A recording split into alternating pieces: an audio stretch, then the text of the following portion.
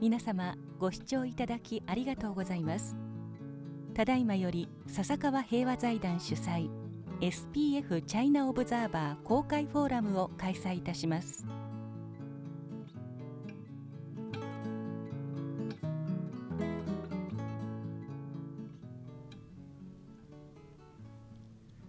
こんにちは。本日は SPF Welcome to SPF China Observer, Signs of China's Resumption of Nuclear Tests. We are glad to have you all. China is increasing the nuclear warheads, and there are signs of resumption of nuclear tests. So on China's nuclear weapons enhancement, about the impact of them, we would like to have a discussion. Today's speaker is from Sasakawa Peace Foundation, Research Fellow Yuki Kobayashi, and for discussant we have Hiroyuki Akita, commentator from Nikkei headquarters. As I said before, if you look at China, there are some movements to enhance nuclear weapons. Today's discussion using the satellite images that there are signs of the resumption of nuclear tests. So about the enhancement, what would be the impact? We would like to have such a discussion. First, I would like to invite Dr. Kobayashi to spend 20 minutes so that we can start a discussion. Please, Mr. Kobayashi. Thank you very much. I am Yuki Kobayashi, Research Fellow at SPF Security Research Group. My research agenda is nuclear-related matters. Regarding a research paper entitled Signs of China's Resumption of Nuclear Tests, I'd like to have discussion with you. It is a pleasure to appear before you. Next page, please. China is seriously expanding its nuclear armament in its attempt to achieve nuclear power balance with the United States. The 2020 edition of the Annual Report on Military Trends in China, submitted by the U.S. Department of Defense to Congress, pointed out that over the next decade, China's nuclear warhead stockpile, currently estimated to be in the low 200s, is projected to at least double in size. The 21 edition predicted that the PRC likely intends to have at least 1,000 warheads, and 22 edition raised its number substantially to 1,500. One reason for the U.S. upward revision of its estimates and openly voicing concerns about China's nuclear arms expansion is that China has increased its production of plutonium for power generation and is expected to secretly converting this for military purpose. China has been building nuclear fuel reprocessing facilities that can extract plutonium from spent fuel from nuclear power plants, and that fast breeder reactor can extract weapon-grade ultra-pure plutonium through nuclear reaction in the reactors. There is an analysis that both these facilities will start operation shortly. In addition, China is accelerating the development of ICBM and SLBM. On top of these developments, there have been signs of China's resuming its nuclear tests as a manifestation of its strong determination to expand nuclear armaments. Satellite images obtained by Sasakawa Peace Foundation's China Observer show that new equipment have been transported to the Lopnor nuclear test site in Xinjiang Uyghur Autonomous Region, where China used to conduct many of its nuclear tests, and tunnel digging necessary for underground tests and the construction of related facilities are in progress. An analysis shows that the nuclear test is possible in the near future. There are signs of nuclear development. It will heighten the tension between U.S. and China. Not only that, in the Asian region, it may bring about collapse of the nuclear order centered on the NPT. regime. Today, we will analyze the satellite images of the Lopnur nuclear test site and offer observation on China's intent regarding nuclear tests. And I will also discuss the impact of China's nuclear arms expansion on the neighboring countries and the international community, as well as the role that Japan can take. Before going into the analysis of satellite images of Lopnur test site, let me offer an overview of the underground nuclear test procedures and the history of the Lopnur site. Underground nuclear test sites involve digging tunnels through a mountain in many cases. The simplified diagram on the screen shows a horizontal tunnel, but it is usually said that tunnels are bent on the way and dug deeper on placing the nuclear bomb inside in case the explosion is unexpectedly powerful. Since electric signals are sent to detonate the nuclear bombs, massive cables are laid into the tunnel, in addition to prevent large-scale leak of radioactive substance outside the tunnel. The entrance is covered with a thick steel wall and an earthen wall. A control tower is also located near the tunnel to observe the experiment and observe changes in physical properties of the nuclear substances. It is estimated that 46 nuclear experiments with explosions had taken place at its Lopnur site after the first nuclear test above ground was conducted in October 1964. Although the US, the UK, and the Soviet Union, former Soviet Union, signed the partial test ban treaty prohibiting nuclear tests in the atmosphere in August 1963, China, which was lagging behind in nuclear development, did not accede to this treaty. It conducted repeated above-ground nuclear tests. And then they went underground, and the tunnels were developed. In July 1996, the last nuclear test with explosion took place. Next page, please. China's based upon the history and the nuclear setup, if you analyze China, we will be able to see the China's intent. In this image taken in August 2022, a large artificial cover can be seen in the area marked with a red line. A line extending from the area close to this cover to the mountain is believed to be the tunnel. Considering the tunnel's entrance is covered by steel plates and an earthen wall, it is possible that the digging of a sixth tunnel in Lopnur is underway. So the sixth tunnel is underway. It is possible to analyze in that way. The left side of this photo clearly shows the endpoint of the tunnel digging, blue line, noted in blue line. Although it is not possible to determine at this point whether a site for setting nuclear bombs will be built nearby, the fact that a very long tunnel has been dug along the mountain's terrain with bends on the way indicates that the construction of the test site is in its final phase. What is noteworthy is that there is a tall stack whose shadow can be clearly be seen near the entrance of the tunnel. It is marked with orange line. Discerning what this stack means is indispensable for an accurate understanding of China's intent. One possibility is that this is being used for effective ventilation to ensure the safety of tunnel construction workers. Yet, it is doubtful whether such a tall stack is necessary for ventilation alone. So another possibility is that this stack is to be used to release radioactive noble gas, since China's goal is to conduct repeated subcritical nuclear tests. Next page, please.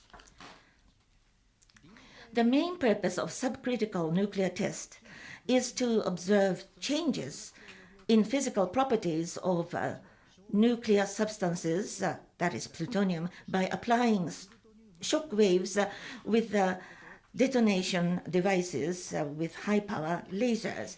The results are used as basic data for computer simulation to measure the power of nuclear explosions.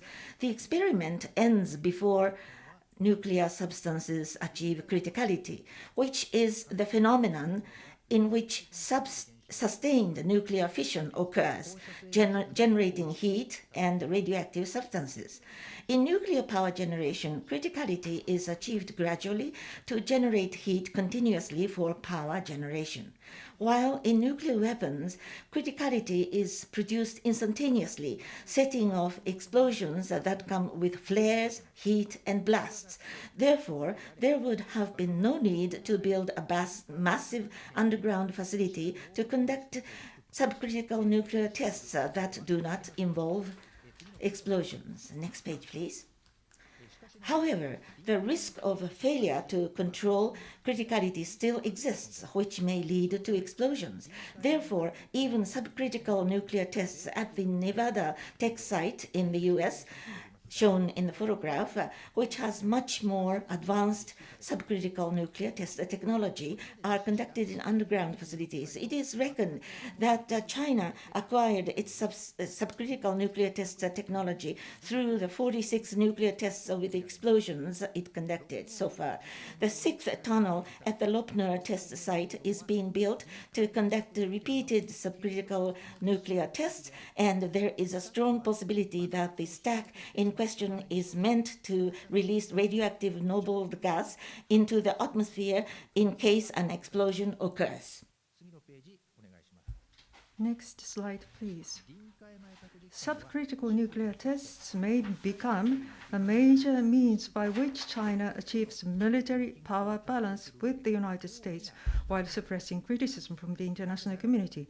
This is because subcritical nuclear tests are not banned under the CTBT and are in fact conducted by the USA and Russia. Moreover, since no explosions are involved, they are not detectable by seismographs and other devices. And unless China makes announcements like the US, other countries will have no knowledge of its tests. Subcritical nuclear tests also contribute significantly to the improvement of performance, including miniaturization and maintaining the quality of nuclear arms. For a nuclear weapon state, it is important not only to miniaturize nuclear weapons, but also to ensure stable long-term storage of nuclear weapons, which are extremely rarely used, and nuclear testing is aimed at establishing the technology for this purpose. A U.S. inspector who worked on dismantling Soviet Union's nuclear weapons after the collapse of the country told us that nearly 60% of the nuclear weapons deployed by the USSR were duds. It is believed that the state was impoverished before its disintegration, so it was unable to conduct sufficient nuclear tests and failed to maintain the stability of its nuclear arms. China will be able to overcome this problem with continuous subcritical nuclear tests and the sophistication of the associated computer simulation. Furthermore, China has also set up the systems for increasing production of plutonium, which is essential for the manufacture of nuclear weapons. It has built nuclear fuel reprocessing facilities and fast breeder reactors scheduled to start operations by 2026. The Non-Proliferation Policy Education Center, an organization of U.S. nuclear non-proliferation experts and former policymakers, estimates that China will possess 2.9 tons plus minus 0.6 of weapons-grade plutonium by the end of 2030. Assuming that one nuclear warhead requires 3.5 kilograms plus minus 0.5 kilo of plutonium, this amount translates into 830 nuclear warheads plus minus 210. Next page, please. The Pentagon's analysis that China may possess 1,000 nuclear warheads by 2030 cited earlier tallies with China's projected increase in plutonium production. As can be seen in the table, this means that China is approaching the number of nuclear weapons deployed by the US and Russia and will eventually catch up with them. From the above, China is shifting from its policy of minimum deterrence, which is to possess the minimum retaliation capability, to a nuclear attack that will ensure the destruction of the enemy's major cities and is now aiming at a military power balance that will ensure the destruction of the US, a major nuclear power. Next page, please. China's nuclear arms expansion may have a serious impact on the international community, both in terms of security and nuclear non-proliferation. First, if China comes to judge that mutual assured destruction has been established with the US, it will assume that it can contain US intervention in security issues in the Asian region. It is feared that as a result, it may resort to aggressive actions, including the unification of Taiwan and attempts to change the status quo by force. To deter such actions by China, the US may increase the operational deployment of its nuclear weapons. The US possesses a large number of nuclear warheads other than those deployed for operations which it can deploy anytime. However, many of these warheads are approaching their end of service life, so it will have to take steps such as conducting subcritical nuclear tests to upgrade its weapons in order to compete with China, in which case Russia will do the same. In light of the US-Russia confrontation of the military invasion of Ukraine, it is highly possible that the only working arms control treaty between the two countries, the New START Strategic Arms Reduction Treaty, may be abrogated. The impact will not be limited to the two major nuclear weapons powers of US and Russia. It's unthinkable that China's neighbor India, which has a territorial dispute with China, will simply watch China expand its nuclear arms. It is reckoned that India will also embark on nuclear arms expansion, including the resumption of nuclear tests with the explosion, which have been suspended since 1998. This will provoke neighboring Pakistan, thus extending the nuclear arms expansion to South Asia. The wave of nuclear proliferation will also sweep Northeast Asia. If other countries resume nuclear testing, North Korea may feel less inhibited to conduct its seventh and further nuclear test. With North Korea conducting nuclear tests repeatedly, it is conceivable that the ROK may seek the redeployment of US nuclear weapons, last of which were withdrawn in 1991, or the clamor for its own nuclear armament may gain momentum.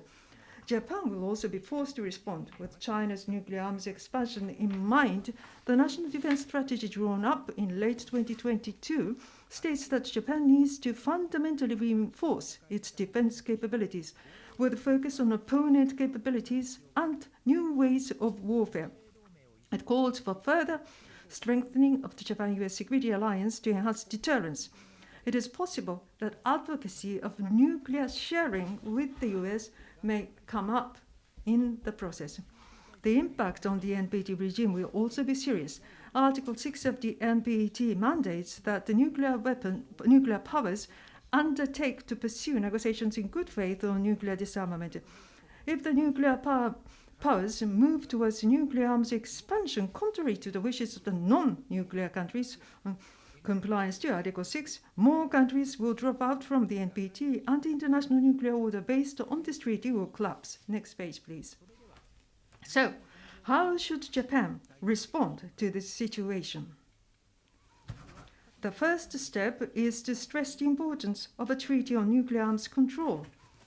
Japan's national defense strategy states that Japan will work for strengthening deterrence with the US and to promote initiatives for arms control, disarmament, and non-proliferation of weapons of mass destruction such as nuclear, chemical, and biological weapons in cooperation with relevant countries and international organizations. In line with this policy, Japan should propose measures to maintain the credibility of the NPT regime.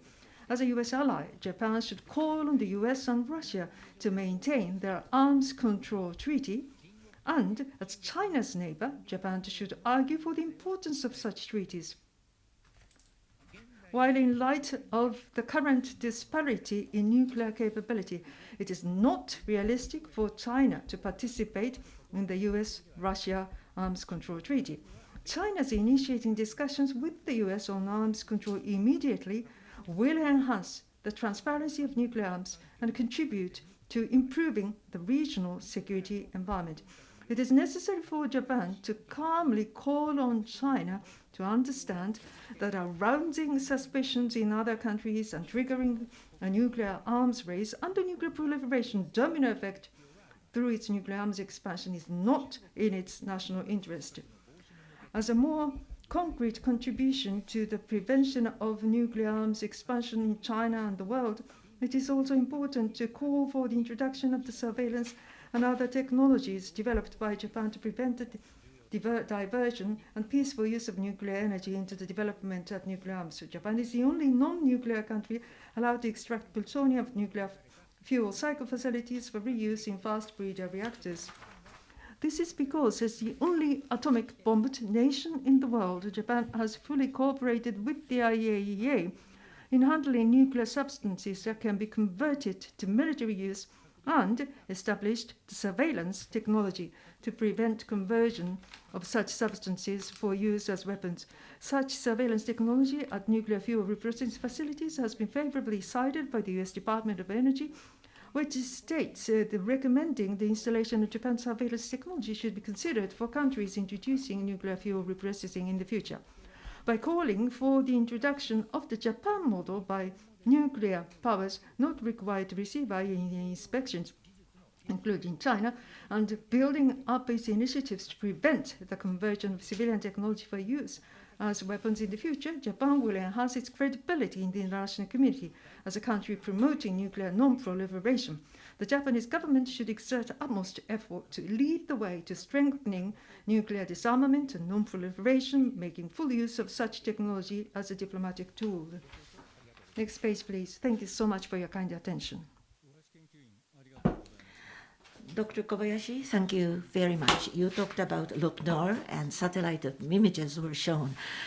China is likely to conduct a subcritical nuclear test shortly, and it was fully explained. Also, by doing nuclear tests, what could follow, he explained effectively, and such a Chinese strengthening of nuclear weapons can collapse the non-proliferation regime of the international community. He also talked about Japan's response.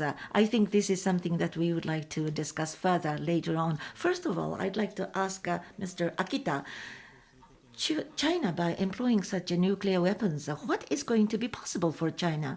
And there was an international situation mentioned, especially US-Sino relationship or Indo-Pacific region. What kind of impact would it have? Can you talk about what is on your mind? Thank you very much. I'd like to, I'm given 10 minutes, right? I'd like to talk about 2 points. First point, as you rightly asked, why China is going to reinforce a nuclear force for China. If we understand that, then we will know the precarious elements. And another point, as Dr. Kobayashi mentioned, nuclear tests, if China does that, what is going to be the risk and why the risk and danger would increase? I'd like to make comments and I'd like to raise some questions which will lead into the discussion. The first point, why China tries to strengthen nuclear forces in international conferences. Last month, at the end of last month, I went to Washington, D.C. and I covered various people. Taiwan Strait is a point. What is going to happen to Taiwan Strait? Conventional weapon does not complete the discussion. The nuclear force and the conventional force, with these two, U.S. is trying to respond to the current situation. It was so in the past, but it is more so now. There are several reasons to that. The first thing, most recent one, Ukraine situation. Russia is threatening to use nuclear weapons in Ukraine. As a result, NATO, it's not the entire reason, but Ukraine is not an ally, so NATO is not interfering with that. But because of the nuclear bluster, the US has to prevent nuclear wars. And because of the Russian nuclear weapons, US does not make a direct intervention to Ukraine. So viewed from China and North Korea, if we can threaten with the nuclear weapons, other countries may not interfere. First, and furthermore, if we have more weapons and if we have more threats, we will be able to prevent the US intervention more. I'm not talking about that their thinking is right, but that is the psyche of China and North Korea, which happened recently. But you see, China began reinforcing. It was not after the Ukraine affair.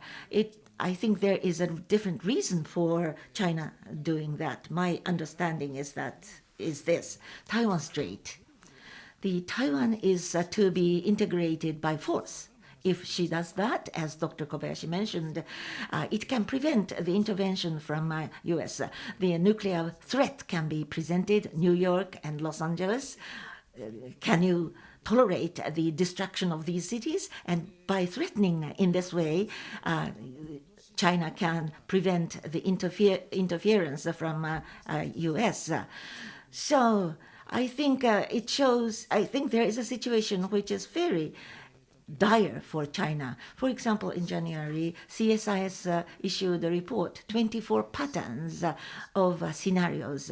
It is about the possible situation in Taiwan Strait. Come US-Sino war, what was the tabletop exercise?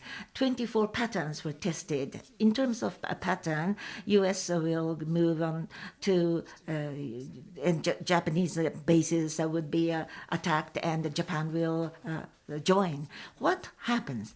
China cannot occupy Taiwan. But there is a fatal destruction. And at the same time, Japan and US would be receiving a lot of destruction. So this is the overall result of the 24 patterns, viewed from Chinese perspective. So we are talking about integration, and they're not able to integrate Taiwan to China. What is going to be the discontent level within the China domestically? There is going to be opposition to a CCP. And phase one will really consume the ability of China, conventional weapon level. And then furthermore, the nuclear strategy will have to be depended if you want to go further step forward. So inclusive of all those elements, China is not blustering.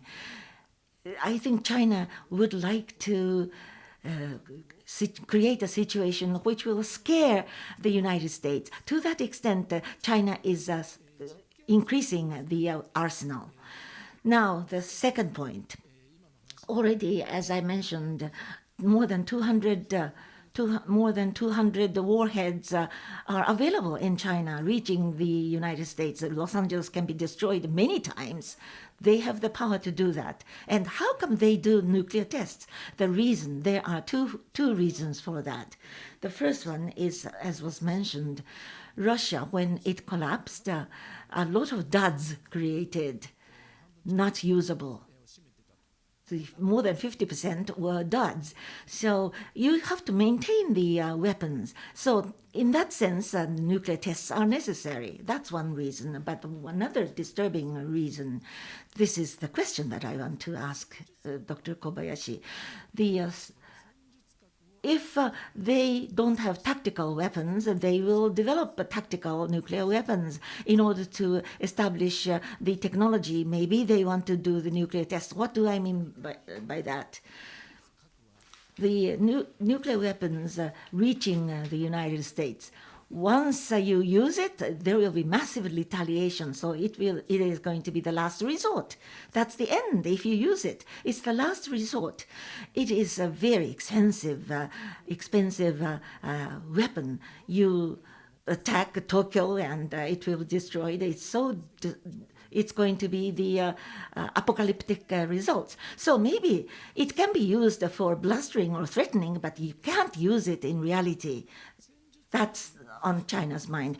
But in the case of tactical nuclear weapons, you can reduce the power and you can use in a pinpoint, it's a miniaturized nuclear weapons. If China doesn't have tactical weapons now, they will have to have the controlling technology of the power of nuclear weapons. And then not only the strategic weapons destroying the cities, China will have tactical weapons too. So supplementing the conventional weapons, President Putin is threatening to use it. That is the tactical weapon. So that's something that China wants to have, perhaps, and they can prevail in the war in Taiwan Strait. They want to have the absolute victory in Taiwan Strait. If that was the purpose of a nuclear test, it is not only for maintaining quality and quantity of maintenance, but they are going to have tactical weapons that can be used. So listening to your presentation, the comment I wanted to make is this. Thank you very much. Thank you so much, viewers. If you have a question or comment, use the chat function. Even it's in the middle of discussion, please share with us your questions. From Akita-san, 2 points were raised. Why China is enhancing nuclear weapons? More recently, nuclear threats, when they try to exercise force, the United States and other countries will be prevented from intervening. So that way of using nuclear, we call them the tactical ones.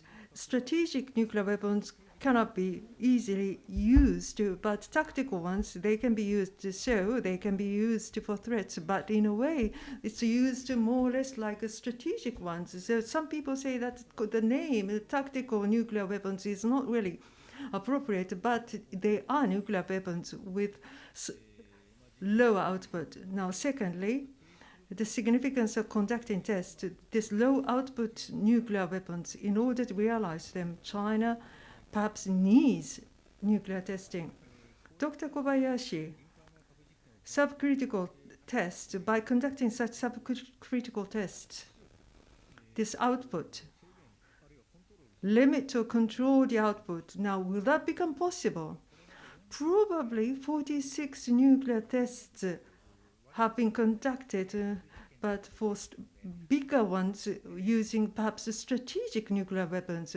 So collecting such basic data and subcritical, to do the subcritical tests, I think they already have basic technology. But by applying such technologies with subcritical tests, miniaturization, low output, and pinpoint surgical use in operating theater, so miniaturization. With subcritical tests only, can they actually acquire such technology? I don't know. It's difficult to say. But as Akita-san mentioned now, strategic nuclear weapons, when they cannot be used, because it is to deter the intervention by other countries, are the different option for the breakthrough in the fighting front. China may want to use this like phase 2. Phase 1, the conventional weapons, fighting, and then after having a serious blow as an option, if they want to have a smaller nuclear weapon, then conducting nuclear tests, whether the subcritical ones or tests that involve explosion, in order to show that the Lop-Nud test site is being prepared for tests that people can see through the satellite imagery, so that the US and the allies will know. So China, they have those nuclear tests, they have capability to attack. In order to demonstrate this in such an easy to understand way, even that test images are shown in the satellite, they wouldn't mind. That's okay with China. If that's the case, to the United States, China is sending signals. That might have an impact on US-China relations. In the briefing, the US, China increased the number of nuclear warheads, then the US nuclear forces will be enhanced. ICBM, Minuteman is getting old, and Sentinel, the new ICBM tests have started. In this year, the first rocket test was completed on the ground.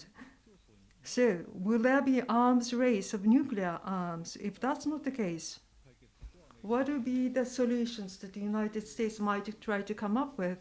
Now, regarding this situation, US-China relations,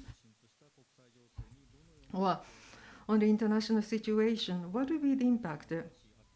Akita-san, you are an expert. Thank you. US-China, what's the basis? February 24th last year, from the confrontation, it has now changed to hostile relation between the two countries. If it's confrontation, then South China Sea, cyber issues, with those individual issues that you are fighting over those things, and with dialogue and with negotiation, this tension can be relaxed. The same holds true for person-to-person relations. But Russia started this aggression, and China is still on Russia's side, and the military parts and components seem to be provided by China to Russia. So it's not creating an artificial land on the South China Sea, or they might be stealing high-tech technology. It's really those are enemies to the world order. That seems to be the understanding perception by the United States. Now, looking at China, perhaps they've been harboring this thought for quite a long time. So it's hostile relation. I mean, they have a different world views. Negotiation and dialogue will not relax this tension. Unfortunately, that may not be the case. That's not the case. Then, this understanding and enhancing nuclear weapons and vis-a-vis the United States, they have this capability. I mean, they have 200 and they are saying that they need to have 1,500. I mean, they can destroy their cities several times over. So that's the confrontation. And the US-China relation, I think they come hand in hand. On the one hand, from the US side, if the US-China relation is not that bad on China's nuclear weapons, from the US side, increasing the force and trying to just maintain that the force, they may not have such will, but they don't want China to catch up with the United States, and especially this tactical nuclear weapons where US is not that strong. They need to produce them more, and they don't have any medium-range missiles that can be deployed on the ground. And China, it's said to have more than 1,000. So even just you have the nuclear warheads, the US need airplane to transport them. So to launch those warheads, middle-range missiles that can be deployed on the ground, what the United States is going to do about this, and then I think that's going to be the discussion that's going to take place, whether that's deployed immediately or not. Even among the progressives in the Democrats, there are some who say that they should really eliminate nuclear. So there are confrontations. But from the US side, looking at China, I think the direction is to enhance nuclear capabilities. Thank you. Akita-san, another question. President Biden, just like President Obama, in the future, eliminating the nuclear weapons seems to be his thought. Sentinel, the new ICBM, in developing Sentinel, the Northrop Grumman and the US Air Force conducted the test, the development, but they had no intention to increase the nuclear warheads. So this is just a transportation means renewal. Delivery renewal, and it's not military force expansion. That's what they said. If that's the case, the US, the number of deployed ones, it's in balance with what Russia has been doing. But as a new actor, the China, if they have the similar scale of nuclear weapons, regarding the number of nuclear warheads, if the United States is not increasing this, what would be the US offset strategy?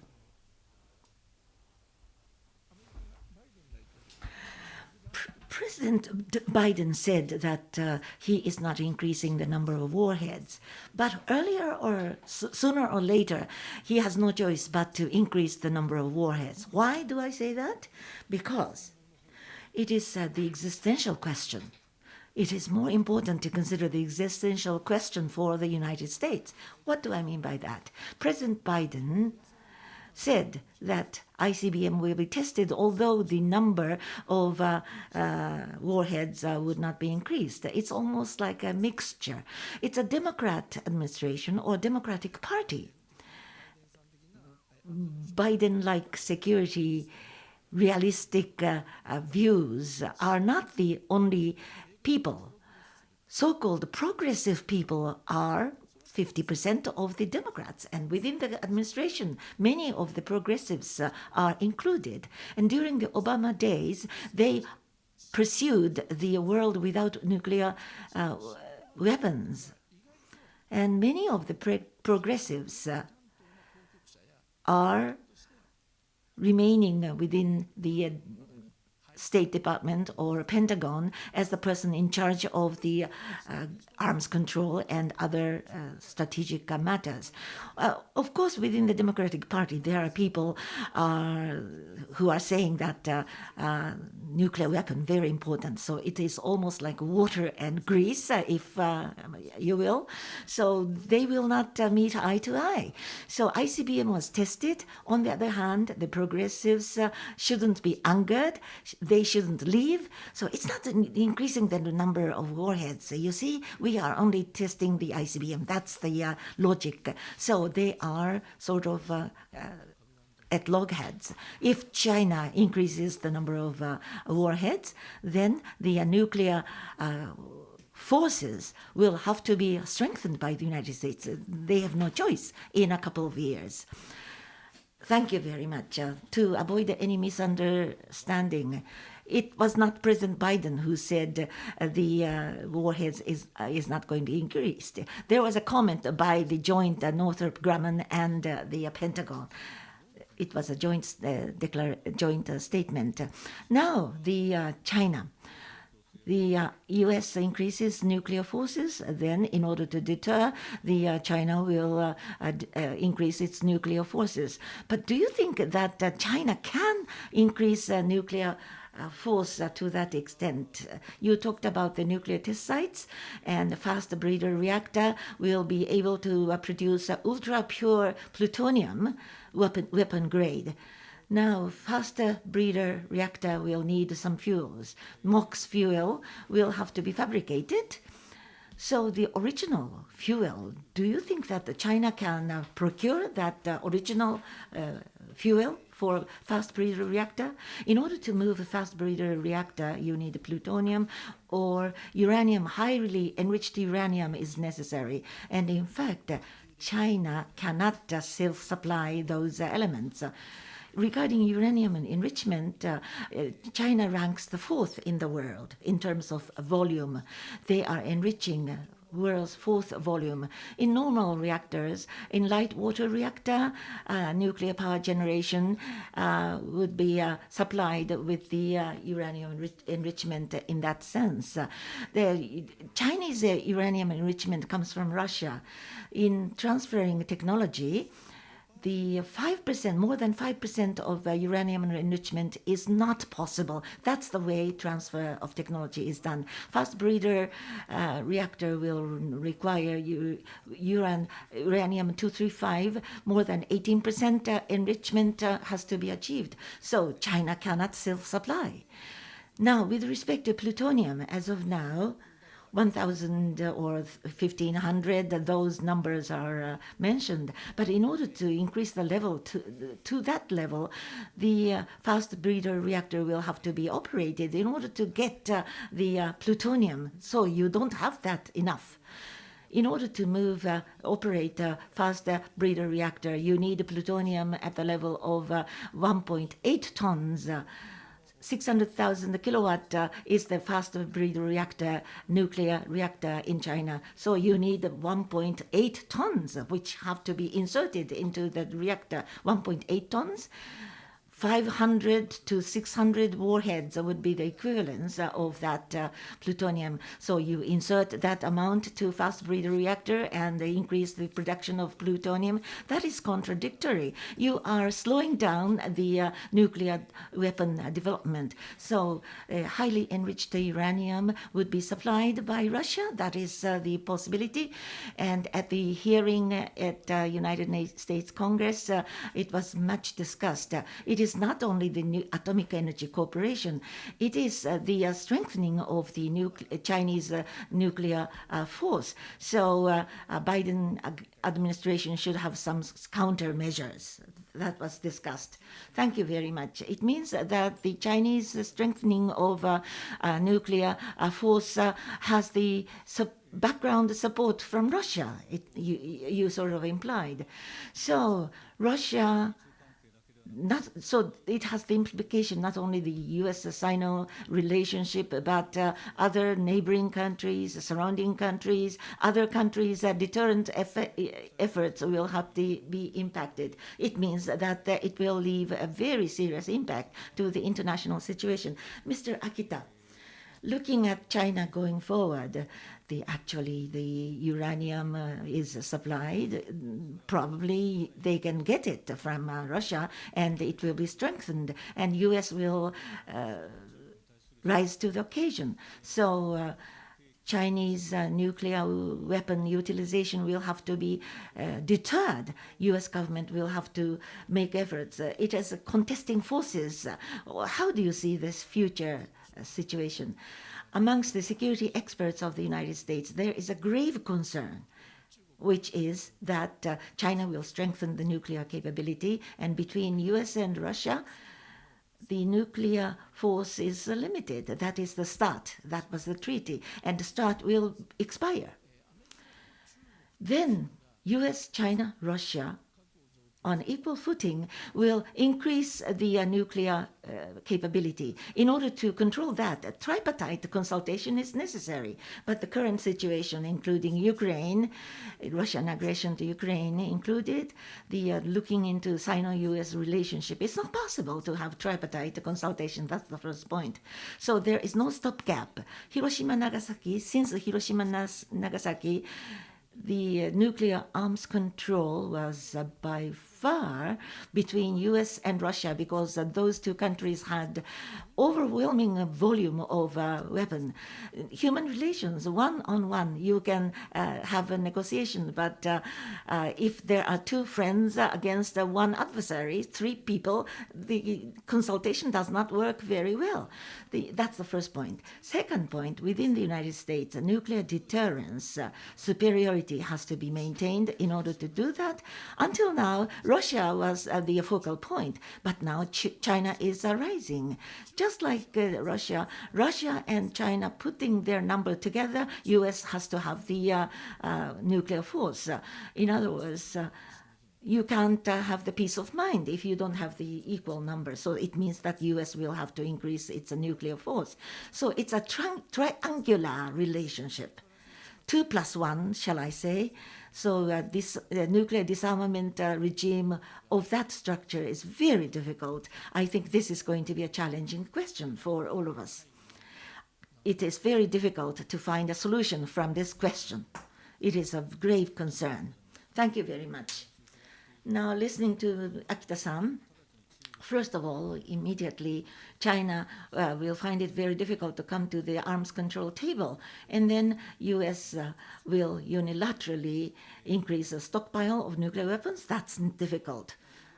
At the same time, China, for a long time, was saying that if there is going to be the negotiation of arms control, U.S. should reduce the arms level at the Chinese level, or China increases to the U.S. level, and then China will come to the table. Do we have to wait until that time frame? Another point is the strategic weapon. Yes, because of the destructive power, you can sort of have a balance. But when it comes to the tactical weapon or low-powered weapon, the mutual assured destruction can be realized. So there is going to be a fear for a nuclear war, and it could trigger, it could detonate the fear for the actual nuclear war breaking out. So in order to stand against that, conventional weapons or economic means could be utilized so that the Chinese strengthening shouldn't be successful, or I think US is trying to communicate that to President Putin or to President Xi Jinping. So nuclear weapon itself may increase in the future, but then until that time you do nothing? Or Dr. Kobayashi said that the NPC regime could be shaken. It's going to be, it may collapse. So we must prevent further proliferation, and the arms race has to stop somewhere. And once again, we have to go to arms control and disarmament somewhere down the line. So NPT regime collapses, then it's going to be chaos.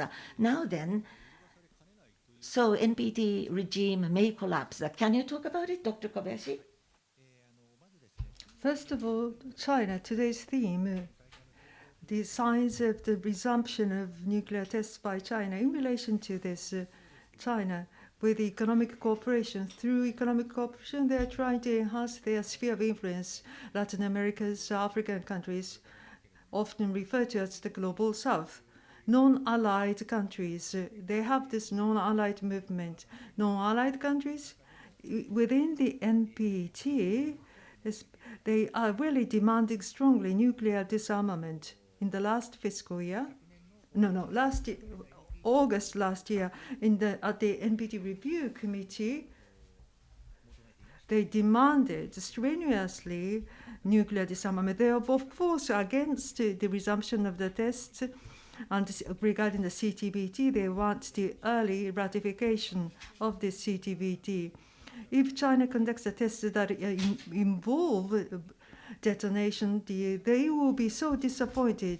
China's international credibility will be damaged significantly. So for China's nuclear enhancement, there's a system to keep them in check that's still remaining in the NPT. While that's still remaining, as Japan, which has been bombed, atomically bombed, the China, Russia, as those are neighbors, involving them, even if it's just a talk on the arms control. Can't we set up such a forum for enhancing the US-Japan ally and enhancing the deterrence? We need also look at the arms control. If it's just nuclear enhancement, it will not be check and balance. And what kind of arms they are trying to develop in order to make it visualized. I think in order to create a system, Japan should do its own bit. Thank you. From the viewers, do we have received some questions? Akita-san and Kobayashi-san, to each of you.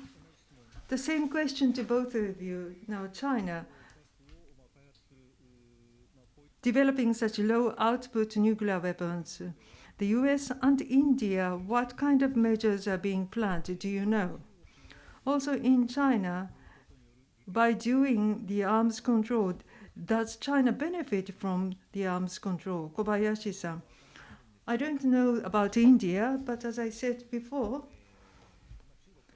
China and India share the border, so China enhances its nuclear forces. It's difficult to conceive that China will just simply watch China. So the improvement of their nuclear weapons, including those tests, I think that's what's likely. As for the US, I'm pretty sure Akita-san is more well-informed, so defer to you.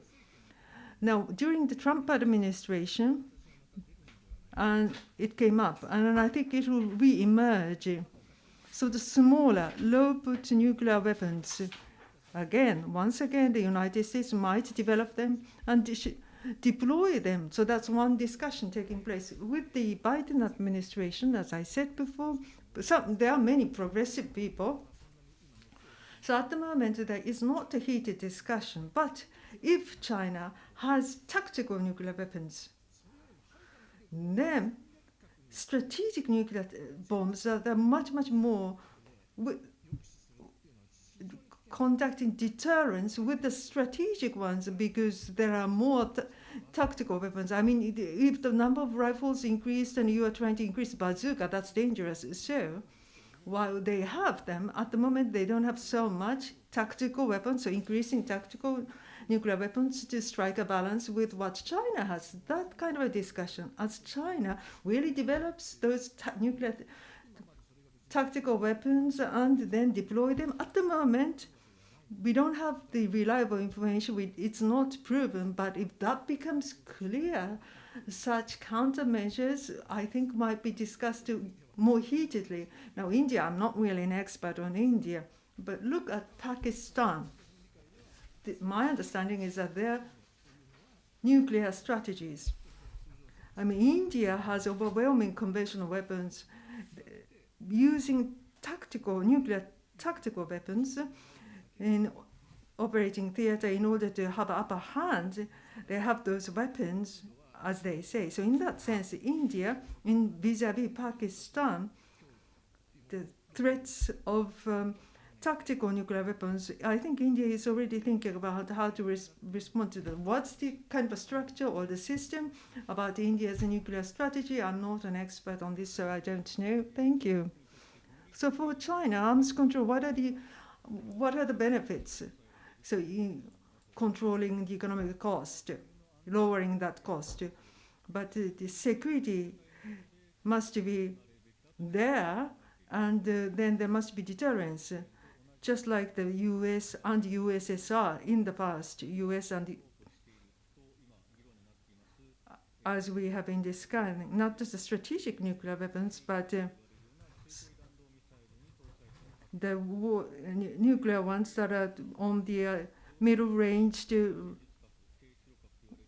missiles and low output, or tactical nuclear weapons, in order to strike a balance, they all might be increased.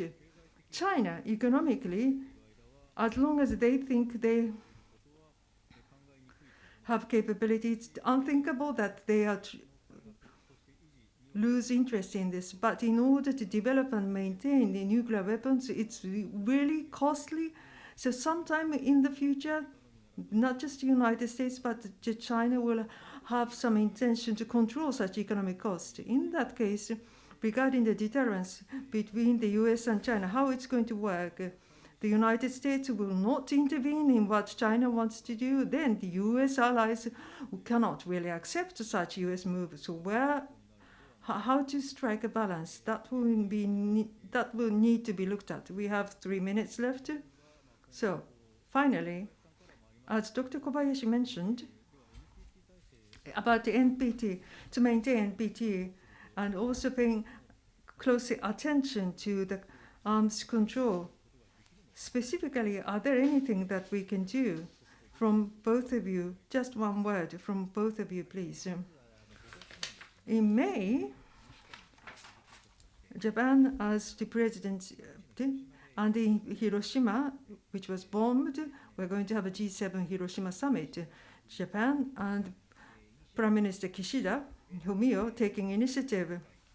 World without nuclear weapons, of course, it cannot be realized overnight, but towards that end, what will be the pathway? How are going to have discussions? What will be the specific measures? Some are incorporated in the joint statement. We are the only country that have been bombed to realize a world without nuclear weapons. We haven't given it up. In the G7, as a common will, we have a strong will to realize that. First of all, next month, that needs to be demonstrated. Thank you. Akita-san, please. As Dr. Kobayashi said, we're the only country that has that has been bombed by atomic bomb. Of course, it's important to advocate for a world without nuclear weapons. We need to do more. But on the other hand, North Korea and China, we just look at the neighboring countries, their enhancement of nuclear weapons. I mean, if that cannot be stopped, no matter what we say, if you look at ROK, according to polls, close to 70% are saying they feel uneasy if they are without nuclear weapons. So we need to respond to them. I mean, ROK, so that they would not become a nuclear power. We need to pay attention to that as well.